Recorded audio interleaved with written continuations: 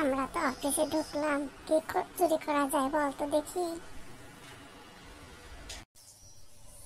আমি তো এখানে আসছি কম্পিউটারে গেম খেলতে, তুই চুরি করার জন্য আসছিস? তুই কি পাগল? কেমনে করবি? তুই আমারে শুধু শুধু পাগল বললি কেন? তোর মাথা কি ঠিক আছে?